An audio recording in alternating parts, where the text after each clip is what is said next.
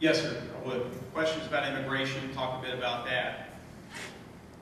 I love Ronald Reagan's quote about a nation without borders is not really a nation. So you start with that. In this day and age of international terrorism, if you can't control your borders, it's really a national security issue. We're not just talking about people coming and taking our jobs. So we need to get control of these. How do you do that? One of the things in recent years we've done is we built a fence along the southern border, which is where most of the people come across. Now, most of these people are driven by economic incentives, economic opportunity. They want a better life for themselves and their families. I'm sympathetic with, the motivation of these people, but we have laws and we have security concerns, and we can't just let anybody in this country who wants to come in. So I'm supportive of the fencing that has been built in recent years along the southern border. The Bush administration helped extend that. I don't believe it's done yet. We of course have to take a look at our balance sheet there and figure out whether we have the cash to complete it, but I'd be open to that. I'd be open to more Border Patrol agents. I tend to think a more economical way to patrol our borders, though, is by using unmanned aerial vehicles. Raise your hand if you have any familiarity with UAVs or know what they are. All right, about everyone. These are these remotely piloted aircraft. They have cameras on the bottom.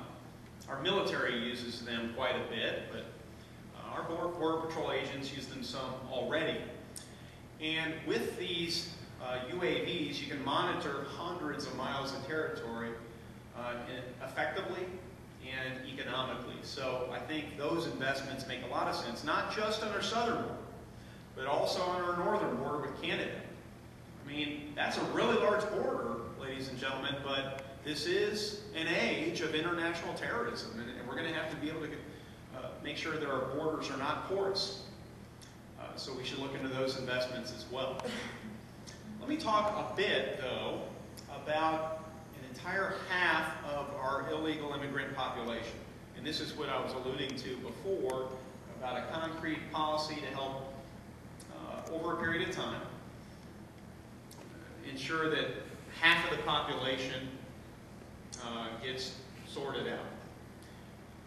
As of 2005, we had approximately 10.5 million illegal immigrants in this country. Now, half of those came here, give or take, they came here illegally, through student visas or work visas. But they overstayed their welcome. It's time to come back, and they just didn't come back. Now, this kind of blows my mind because in this day and age, you can track a FedEx package or a UPS package at any moment of time. You know exactly where it is on the internet. But we can't track people who live down the street and send their kids to your schools. And we lose track of them over a period of time. Here is how you might address the problem. First, a little background. When you come into this country through seaports, airports, and on land legally, you're supposed to give a thumbprint, you have certain documents they check, and they have you on a manifest. They check you off the list. Okay, you're supposed to be in the country. But then when you leave the country, at least as of 2005, you go through many of these seaports and airports, and they wouldn't check you back off the list. So we've literally lost track of who should be in the country and who should not be in the country. So here's the idea. Here's the policy idea. We correct that problem, start checking people off the list. Over a period of years, we will have an updated Department of Homeland Security database. You provide local traffic authorities. I'm looking back at Dustin Houchin, our prosecutor here, because this enters into his world. But most of us come into contact with law enforcement through traffic cops, right? That's how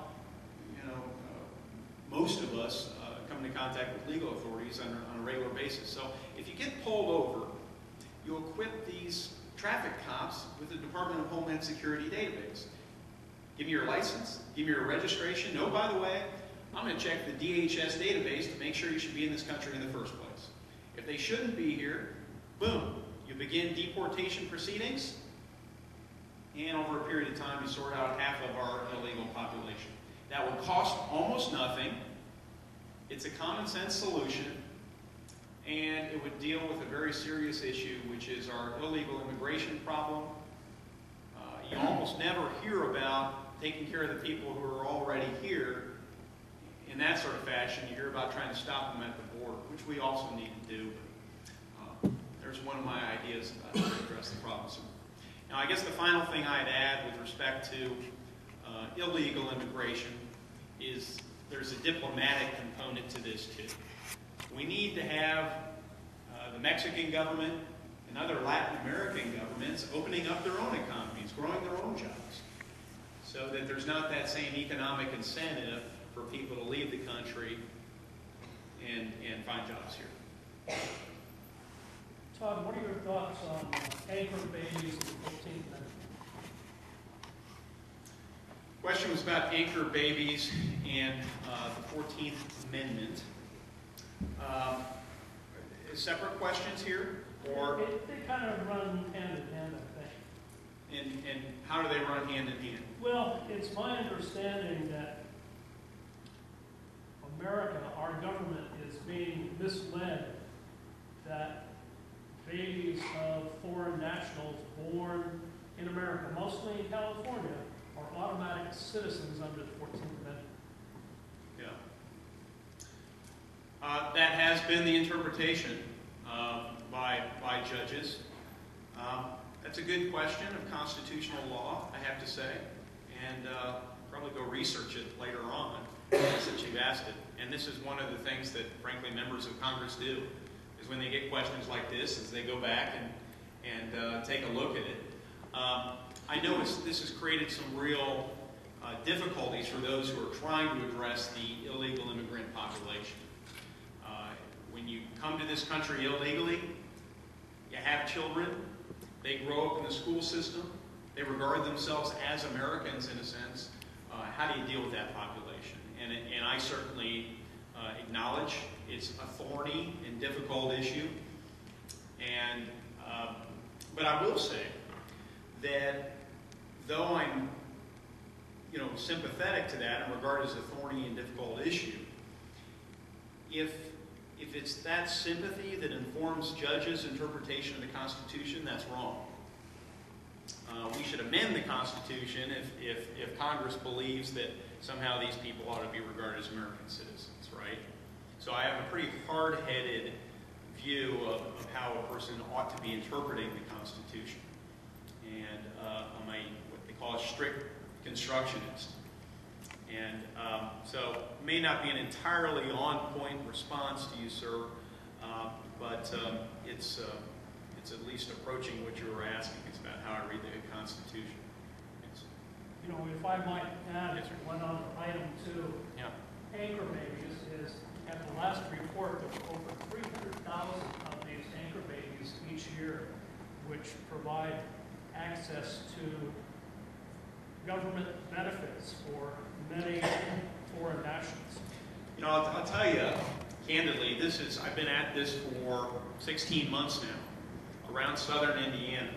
First question I'd ever gotten about anchor babies. So the fact that you told me that you came from California and then came here now makes sense, because that's an issue talked about more in California, in Florida to some extent, definitely in Texas and Arizona. So, but nonetheless, I will be asked to deal with national level issues, and it's still take your question seriously. So, thank you.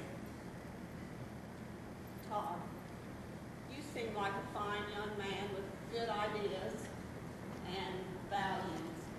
And I was wondering, can you go to Washington and keep those values? Or will you get caught up in the rhetoric that's there and let them change you the same as many other politicians have changed? Washington's a different place. How are you going to keep from losing your way? Are you going to lose your soul when you go there? Right. And get caught up in all the, so many politicians do that. They leave here with good ideas